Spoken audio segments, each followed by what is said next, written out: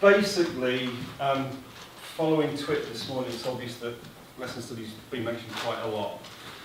So I'm going to give a sort of a particular view of it, I suppose, and also sort of some of the lessons that I think we can take from it and ways of using it differently.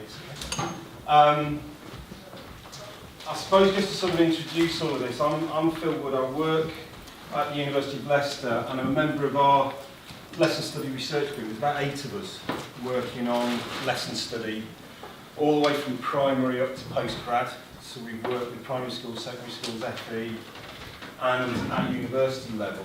And we've been doing research, I guess, for about 3 years.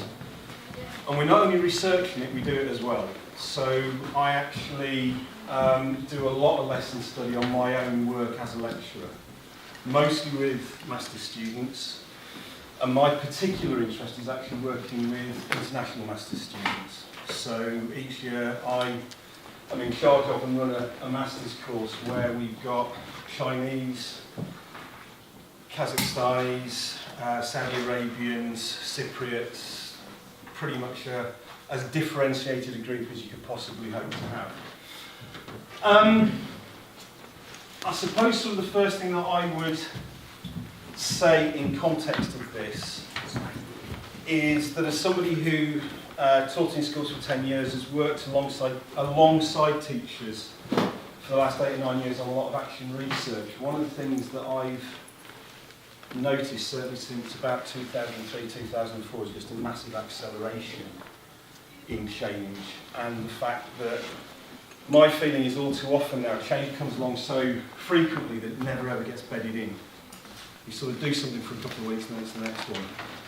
The worst I've actually seen of that was a secondary school that I worked with, where I was talking to the head of geography, and he said they had a staff meeting one week where the head came in and said, Ofsted wants to see you going through the learning objectives every 15 minutes, put them into your PowerPoints. They then had a staff meeting 3 weeks later where the head came in and said, I've just heard on the grapevine, Ofsted don't like you going through learning objectives every 15 minutes, don't do it. And it just sort of gets faster and faster and faster. And I think lesson study, personally, the way I see it, is that it's a wonderful antidote, if time can be made, for just slowing things down and giving people the opportunity to discuss, debate and do things properly. And I think that for my money, the way forward in schools is what I would call a sort of dialogic approach to teacher development. Is actually giving people time to talk, giving people time to discuss, and importantly doing it authentically. I'll explain why in a second. And we started doing lesson study, and quite early on in our work I really got into work on Professional Capital by Hargreaves and Cooley. If you've not read that book, read it. It is absolutely fantastic, and acted as an initial basis for our work. And their basic argument is that if you want to grow teachers, if you want to really help teachers become expert practitioners, you need to invest in the capital around their professionalism. They argue there's 3 elements to that. Development as teachers, as humans, in terms of their knowledge and their skills, but really importantly, through social capital, allowing them to work in groups, allowing them to discuss things, giving them time to do that, and really importantly, that it's got to be genuine. They've got to have discretionary judgment over what it is they develop. So this isn't some kind of top-down model.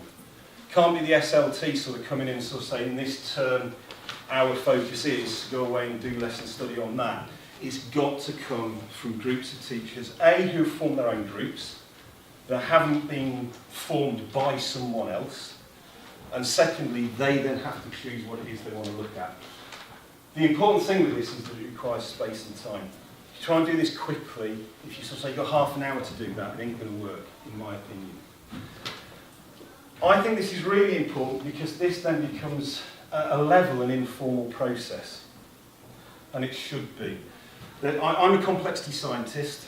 I am a complexity, I believe in notions of complexity, and there's a lot of research done about 10 years ago that showed that organisations who are innovative and move forward are those organisations that give opportunity for informal discussion and chat, but it's not all timetabled and focused and decided on before the event. It's giving people the space. Interestingly, I've done some other work, research on BSF. And one of the things we found is that brand new schools where they don't have a staff room, the rate of innovation plummets. Because teachers all stay in their own little faculties and they never go to a central point to share ideas. It kills off innovation badly. Some background to lesson study, which I'll zip through because you've probably either heard it before or may have got it through Twitter feed this morning. It originates from Japan. They've been doing it for over 100 years. So this isn't some newfangled fad.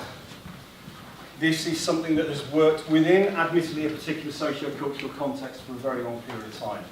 And it's this idea of doing collaborative research and really importantly, trying to focus on deepening our understanding of students' learning. And therefore is in complete contrast to this notion of sort of top-down lesson dipping, which we would argue is actually a complete waste of time in many ways. And I mean, I've been to schools where they'll dip into a lesson for 5 minutes and grade it. I would argue you can't grade lessons anyway. It's a fool's game. You certainly can't do it in 5 minutes.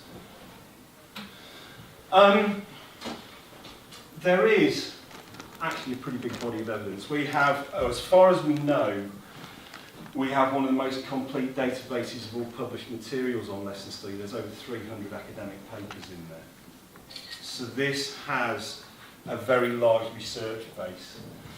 And what that research base tells us is that it is a very powerful way of helping teachers move their practice forward. However, it is limited in the UK. It only came into England via somebody called Peter Dudley, who you may have come across if you're in the primary sector. He was head of the Primary National Strategy and brought it into this country in 2007. So lesson study has only really been around in England for about 7 years, but has actually grown, obviously, very, very quickly. One of the things we've started to do is to go through all of the literature and try to distill out what you might call some sort of core characteristics of lesson study that come up again and again in the papers and might be seen as some of the essential features. It's collaborative, mostly through Peter's work actually, is this idea of using what's called case students, and I'll explain that in a minute if people aren't sure of that, but actually using specific case students to understand learning, classroom-based obviously, lesson-specific, predominantly qualitative. I've had some interesting discussions on Twitter with people sort of saying, what's the evidence that outcomes are better? It's not really that kind of approach. You know, you can't sort of say, well, if you do 5 cycles of lesson studies over 2 years, then GCSE grades will go up by 0.4. It doesn't work that way. This is actually about engaging teachers and getting them to take control and drive their own professional growth, and I'll call it growth rather than development. Learning and pedagogy focused, but it's flexible. There are certain things that we think are really important for lesson study, but this idea that there is one particular way of doing it is wrong. There are lots of different models. Lots of different people have tried lots of different ways of doing it with lots of different foci. As long as you've got the general philosophy there, what we've found is that it works extremely well. We've actually had students on our PGCE do it, where actually, in terms of a proper lesson study cycle, it hasn't worked. But when you talk to them and their mentors, they've still got loads out of it. So you can't be too precious about the detail of how you do it.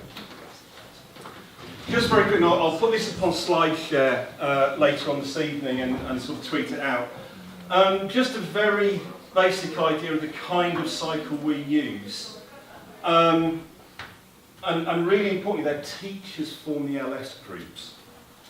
So we've just come into the end of a year-long project in the secondary school in Leicester where we've had 66 teachers doing lesson study, 2 cycles over the course of the year.